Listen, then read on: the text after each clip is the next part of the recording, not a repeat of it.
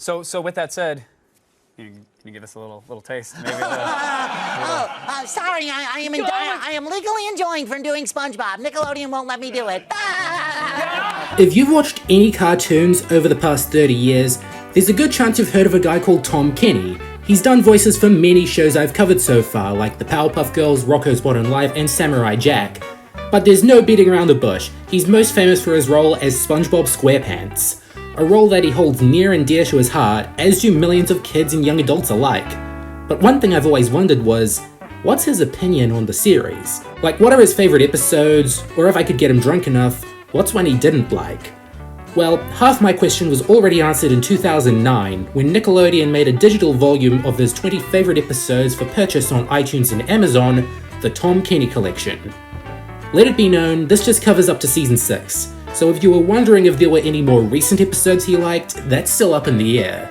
And remember that this is the opinion of a guy who works on SpongeBob, so it may tend to diverge from our nerdy fan consensus, so don't get mad at me for listing them off, which is what I'm about to do. Here is the Tom Kenny Collection, or as I like to call it, the Tom 20, in order. Starting with pizza delivery, one that's always been in my top 10 since I first saw it, but I digress. Tom writes, the classic setup. SpongeBob and Squidward lost in the desert while delivering a pizza to a customer's home. Squidward just wants to get out of there, but SpongeBob sees his pizza delivery as a sacred oath between himself and the customer. You pretty much hit the nail on the head. Pizza Delivery is a timeless buddy comedy about two pizza delivery men with polarizing views on their predicament. It is one of the earliest story concepts Steven Hillenburg came up with when figuring out how his characters would click, and the fact that an episode this old is still this funny and rewatchable says something about the good taste the SpongeBob crew have. In which case, I wonder what Tom likes even more than pizza delivery. You gotta be kidding me. The one where Patrick's just a walking danger hazard to a rare Mermaid Man card? As a collector of weird old stuff, records, comic strips, anything Popeye, I like how this episode gets into the fanatical mindset of hardcore collectors. The desire to possess that certain item and then keep it in mint plus condition can take over the mind, and the sight of a non-collector handling the Grail improperly. I'll give the card that, it did tackle rare subject matter for SpongeBob, but the way Tom's describing it, you'd think that SpongeBob's the one antagonizing Patrick when it's clearly the other way around. I think if the episode where SpongeBob becomes a creepy hermit due to his obsession with a trading card, that would have been a better, far more relatable portrayal of such mania, granted he snaps out of it in the end. Instead, Patrick just kind of rubs it in your face that a piece of this franchise's history is slowly being destroyed forever, and excusing his increasing stupidity. I've already talked about this one before, but I still don't hate it any less. Okay, cool, now we're back to real spongy goodness. Sure, I know this one isn't everyone's cup of tea, but I'll get to that after another reading from the Bible. I started out as a stand-up comedian, so it was fun to perform as a kind of schlockmeister I strove not to be. Stand-ups are always fighting between doing more original material or repeating what works. SpongeBob goes for the pander, without thinking about the feelings of the person disparaged by his material. Like Ripped Pants, I like the angle of a comedy cartoon talking about comedy, and it's cool Tom Kenny digged into his own career to bring more life to SpongeBob's performance. It also does a good job looking at the dirty world of comedy, and how insult humor and prejudiced jokes can hurt someone's feelings. I mean, this isn't the most well-liked episode in the world. SpongeBob is pretty dang mean to Sandy, and she's pretty dang mean back. But I think the balance they strike about innocent jabs being fine is a nice cleanser. Next is Tea at the Tree Dome. We're going back quite a bit now. This might not be among the best episodes ever, but it is a pretty important one, as Tom explains. This one introduced Sandy, played by Carolyn Lawrence, and Nick Jennings' painting of crusty, dried-out SpongeBob is classic. Also, Patrick's exhorting SpongeBob to keep his pinky up, oblivious to the fact that SpongeBob is freaking out. No doubt, SpongeBob wouldn't be the same without Sandy or the extreme close-ups that debuted here. It may come off as a little dry, pun intended, compared to something like Wet Painters, pun still intended, but there's a lot of fun to someone like me seeing these little pieces come together, to see SpongeBob as a show being built, and Tea at the Tree Dome is good to get that experience, if nothing else. With Sailor Mouth, I don't think there's a single person who hates this episode who isn't a paranoid soccer mum. It deserved to be on a list like this. This was one of the silliest recording sessions ever.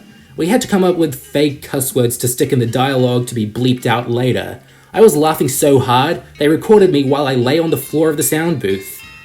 There's a lot of talk that Tom and the other voice actors swore up a storm, and this half confirms that. I like the idea of the team getting in trouble with Nickelodeon, so they had to improvise and make up fake swear words in later recording sessions. Whether or not we'll ever get this footage of SpongeBob swearing, Sailor Mouth is a hilarious episode that doesn't encourage children to swear at all. It just shows them how it's rude in many different wacky situations, and it does that way too well. Another pretty common sight for best SpongeBob episodes lists is Krusty Krab training video, and for good reason. It's still such a unique episode. Poop. People order our patties. Need I say more? That word being said repeatedly makes me laugh. Boy, am I mature or what. A clever outside-the-box episode. Definitely, there's nothing like Krusty Krab training video.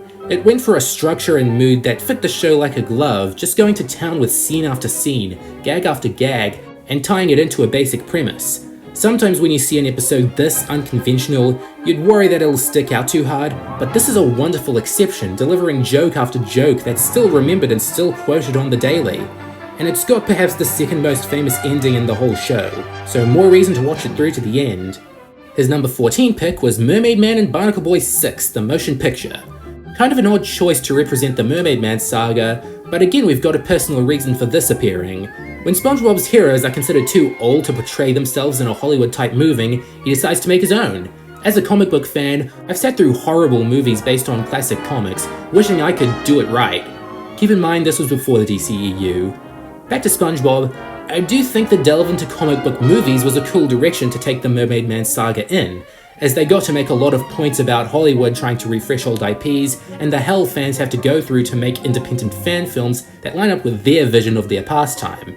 I just wish the episode was a little funnier. Like, it's got a bunch of great jokes, but some are noticeably weaker than others. Still a solid recommendation if you want jokes about superhero movies though. Here's another pretty good latter-day episode he chose for the list. I wouldn't see that many complaints about this one.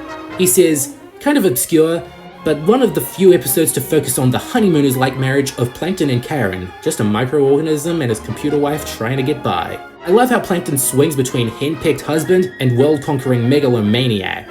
Funny thing is, it was obscure because it hadn't aired on TV when this volume was released. But yeah, I do kinda like this episode. This was around the point they realized there was some untapped potential for Karen stories and love emergencies that they hadn't dabbled in often up to season 6. And I'm happy this one paid off because Karen's grown to be one of my favorite side characters in the modern era. Ooh, chocolate with nuts. Isn't it funny how I'm talking about this here instead of on my own countdown? How silly of me to love an episode but not love it that much. A very sick episode, masterminded by the underground cartoonist Kaz. You can spend hours theorizing about what these 11 minutes says about truth, lies, big business, entrepreneurship, and consumerism. All that, plus that creepy old lady who's basically just a head and a spinal cord. Ew. I mean, that's what I and everyone else loves about Chocolate with Nuts. The biting satire, the endless crazy scenarios, the yelling old ladies. I'm gonna say it, they aren't my favorite, but I do enjoy the other fish SpongeBob and Patrick visit, including this malicious con man who wouldn't be out of place on The Simpsons. Minus the fish part, of course. I want to talk about it later, so I'll leave it at excellent-ish episode. Number 11 is Best Day Ever. I dare you to have a lousy day while singing that song, pure pop bubblegum. Whether you love or hate the Best Day Ever song, you can't forget it was huge if you were around back in 2006 when Nickelodeon hyped this episode to the moon and back. The promotion surrounding this episode did set an unhealthy precedent for Nick to overhype new episodes and gradually lose viewers through overexposure, and it didn't help that the episode itself was nothing spectacular. Not bad, but not good either. It had a nice message about not getting worked up if nothing goes your way, and there's a few scenes that are kind of amusing, but it's overall soft-boiled, predictable, and coloring errors in 2006 are flat out inexcusable. Mediocre, but separated from the advertising, harmless. Going into the top 10, we start with Graveyard Shift. Great to see some variety. A horror episode is just what the doctor ordered. As Tom puts it, having Nosferatu, the vampire from the 1922 silent German expressionist horror film, appear in a Nicktoon is exactly the kind of what the moment that sets this series apart from more conventional animated shows. I concur. It was a great idea to end on such a weird note, all things considered. Rest in peace, Floorboard Harry. But there's more to be said here. This episode has a certain moodiness, with the slow pacing that starts with a simple situation and a campfire story that oozes up until SpongeBob and Squidward's lives are seemingly in danger. Graveyard Shift is another one where these two bounce off each other like rubber balls, and it's this willingness to put them in new scenarios that makes them so endearing to us still. Band Geeks is only at number 9, so to anyone who thinks this is his favourite episode just because it's yours, you just got served. Squid tries to inspire Bikini Bottom's doofy denizens into being a tight marching band, but it's like herding kittens. Sweet Victory is like the worst Knight Rider type power ballad in history. Okay now, those are fighting words, Tom. I agree with the guy that this is a classic, but holy cow, he doesn't seem to like 80s rock that much, or understand how important the song is for Squidward as a character. Unconventional music taste aside, it is one of the most famous moments in all of SpongeBob for a reason. It's a perfect note to end on, and the rest of Band Geeks up to that point was already top notch too. So you've always got something to look forward to upon rewatch, and that's the secret to an episode's longevity that Band Geeks understands. Don't worry, there's less of a hot take in the next one. In fact, some of you might even agree with what he says about Franken Doodle. SpongeBob creates an evil doodle of himself with a magic pencil he finds. I actually feel sorry for the monster when he has to be erased. Another semi-creepy one. Producer Paul Tibbett does Franken Doodle's voice. He's actually called Doodle Bob, but whatever, I'm sure you've been stopped on the street about this more than once already. With the benefit of hindsight, we know he's just in another dimension, but I've already been over this. Franken Doodle is a masterpiece. It's clever, menacing, hilarious, has classic SpongeBob, Patrick, and Squidward moments. This is about as good as it gets. This is S-tier television, a high point in animation history, an institution of modern entertainment! Take it easy, it's just a drawing. Thanks, Patrick. Notice how many Season 2 episodes there've been in a row. Well, thankfully Tom mixed it up with a part of the Season 1 finale, Hooky. But he has a good reason, writing SpongeBob and Patrick as rebels without a cause, or a brain, riding fisherman's hooks and jumping off just before being yanked ashore. This episode inspired the song Riding the Hook on the Best Day Ever album, with legendary punk rocker Tommy Ramone playing drums. Yeah, Best Day Ever had its own album, I wasn't kidding. More on Hooky. When I think of Season 1, this sort of episode comes to mind. It's got a lot of jokes that are more charming than side-splitting, the characters are incredibly faithful to Steven Hillenburg's vision, and the storytelling and moral lesson is really simple, especially if you're used to more high-concept plots. But it has its place in the show's history as a palate cleanser for the wackier later seasons, which is what most Season 1s of long runners work best as for me. And this is exactly the kind of thing I was just talking about, and another fascinating choice, especially for the top 10. SpongeBob and Patrick drive Squidward nuts with their new slide whistles. I'm a sucker for any episode where a tiny thing gets on Squidward's nerves until he snaps. Roger Bumpus is great at vocalizing Squidward's losing it. I get that Squidward episodes that were this assaultive would have been fun to make, even for Roger Bumpus, as he could just sputter for hours on end, but I'm envious Tom sees something in this that propels it above Band Geeks and Chocolate with Nuts for him. Just when I think I could ignore the constant one-note slide whistle jokes, they throw a curveball and make Squidward a slide whistle addicted maniac. Does he really like it? Has he gone insane? I don't get it. A joke or 60 were likely lost between the recording session and the final product.